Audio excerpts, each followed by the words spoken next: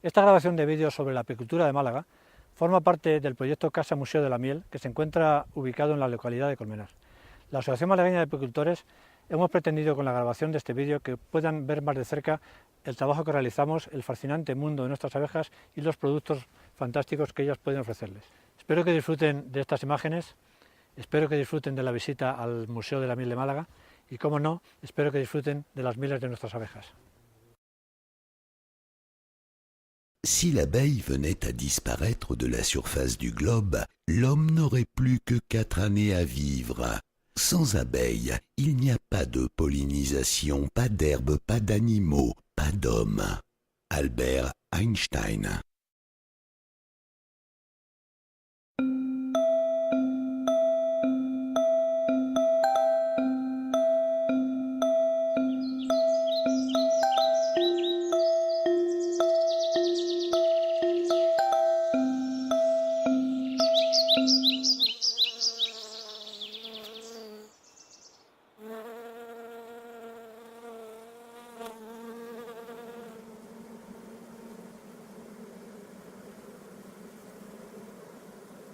L'histoire de l'apiculture commence il y a plus de 8000 ans, comme l'attestent les peintures rupestres trouvées à la grotte de l'Araignée dans le Levant espagnol. On y peut distinguer une femme et un garçon qui récoltent du miel dans le creux d'un rocher, ce qui nous fait comprendre que depuis lors, l'homme connaissait les bienfaits du miel.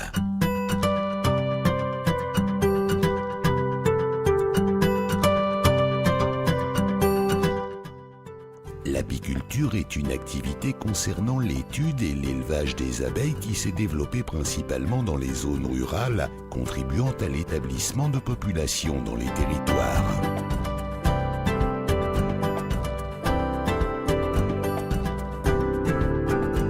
Les montagnes et les chênes reçoivent de nombreux avantages de l'apiculture.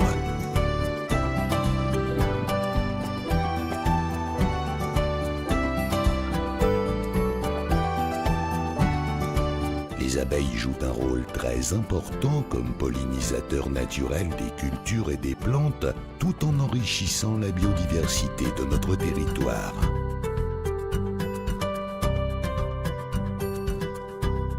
Aujourd'hui, l'apiculture est transhumante. Lorsqu'une floraison s'est épuisée, les apiculteurs déplacent les ruches au gré des mielés en augmentant la productivité des abeilles et par conséquent la pollinisation. Pour la manipulation de la ruche, les apiculteurs prennent des mesures de protection contre les piqûres d'abeilles. Ils protègent leur corps par des vêtements particuliers de couleur claire, des gants et un masque. Pour détourner l'attention des abeilles, ils utilisent un enfumoir dont la fumée prévient la plupart des piqûres.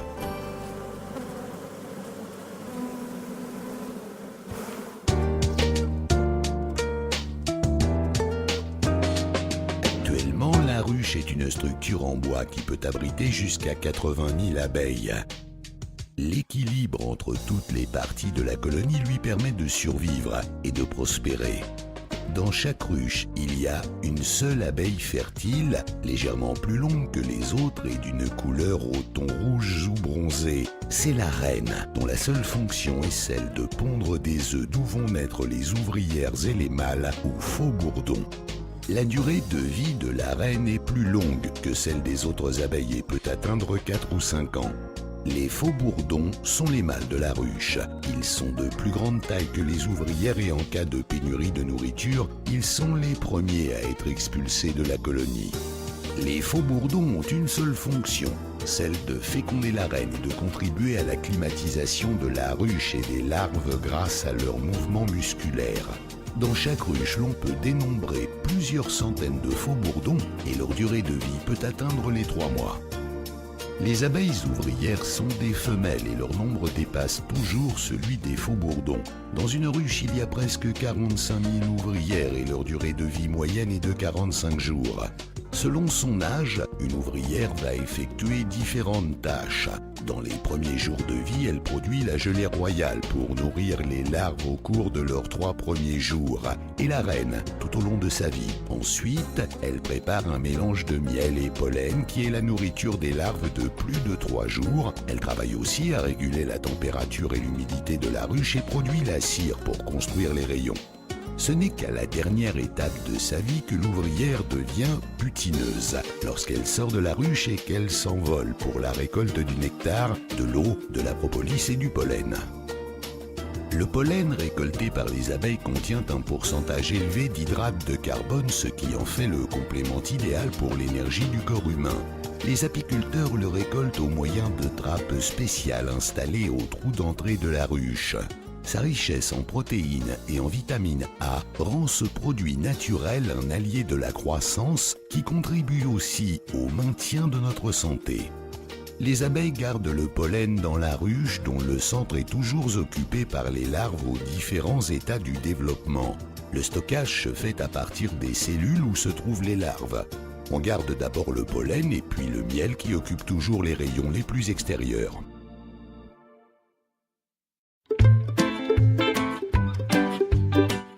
Le miel est le nectar des fleurs ou d'autres produits sucrés des plantes transformés après qu'il a été récolté par les abeilles et qu'il est arrivé à maturité dans les rayons.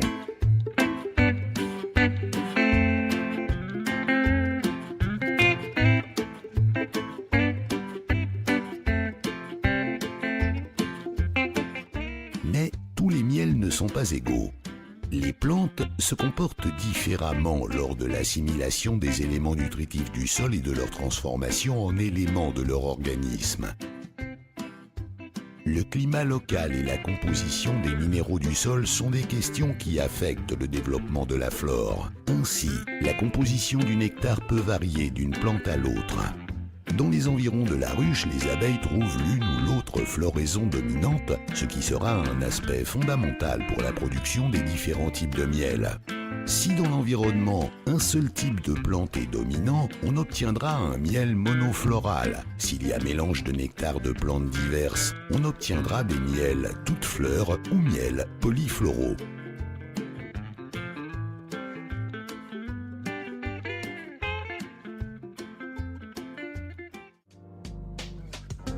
Les apiculteurs soignent et contrôlent le butinage et la maturation du miel dans la ruche. Et quand il atteint la condition optimale, ils prélèvent les rayons pour éviter son mélange avec d'autres nectars de floraison postérieure, surtout s'ils veulent obtenir un miel monofloral.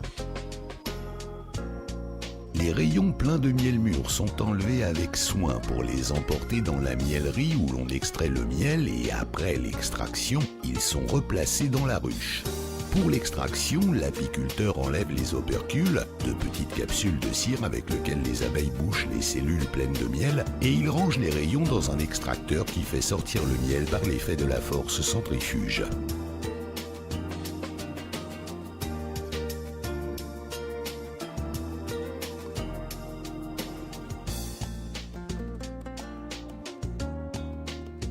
Ensuite, le miel sera stocké dans des fûts afin d'obtenir une décantation naturelle, laissant le miel prêt pour la mise en pot.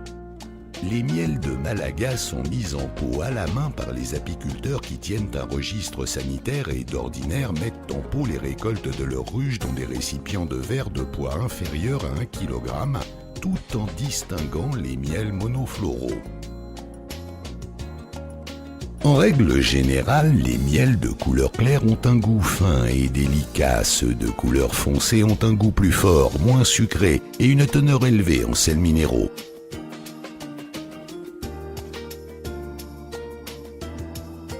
La cristallisation du miel au cours du temps et en raison de sa composition naturelle, c'est un signe infaillible de la pureté.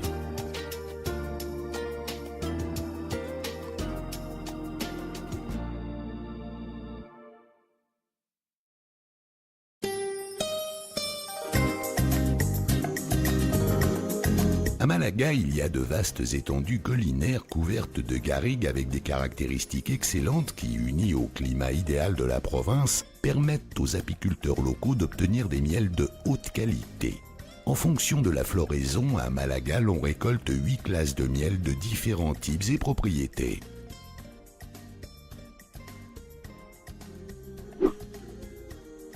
Le miel toute fleur est produit à partir du nectar des floraisons de la garrigue et des zones montagneuses de la province, là où il n'y a aucun pollen dominant. Il est récolté à partir de la fin du printemps jusqu'à la fin de l'été. Le miel toute fleur a des propriétés anti-inflammatoires, digestives et cicatrisantes. Il est recommandé comme substitut du sucre. Le miel de fleur d'oranger est produit à partir des cultures d'agrumes de la côte de Malaga. Ce miel est un calmant nerveux et il favorise le sommeil des enfants et des personnes âgées. Il est recommandé comme sédatif. Le miel de romarin est obtenu à partir des arbrisseaux qui fleurissent dans les zones les plus ensoleillées des montagnes de Malaga. Il est récolté au début du printemps. Ce miel est indiqué pour activer et faciliter les fonctions digestives et contre les ulcères d'estomac. Il est recommandé comme tonifiant et contre l'épuisement physique et intellectuel. Le miel de thym est obtenu par butinage des garrigues où le thym est dominant et il est très abondant dans la région de l'Antequera. Il est récolté à la fin du printemps. Le miel de thym est indiqué pour les affections respiratoires et comme tonifiant musculaire contre la fatigue physique. Le miel d'eucalyptus est récolté dans les terrains sableux qui ont été reboisés avec des eucalyptus. Il est récolté en été. Le miel d'eucalyptus est un excellent antitussif et il est conseillé contre les rhumes et les affections pulmonaires.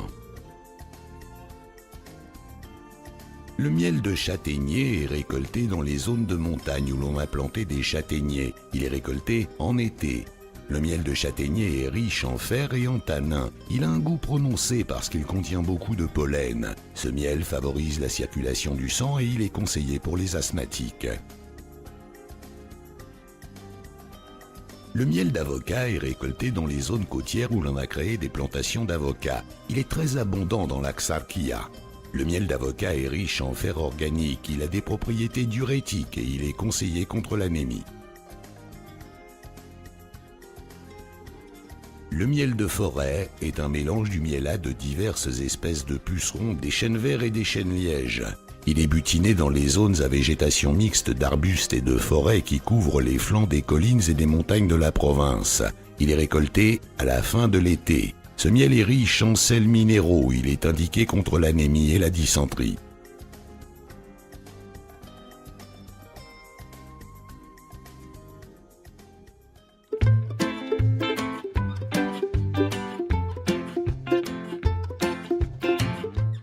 Pour sa composition, le miel a des propriétés médicinales connues depuis longtemps et qu'il est difficile de trouver dans d'autres produits naturels.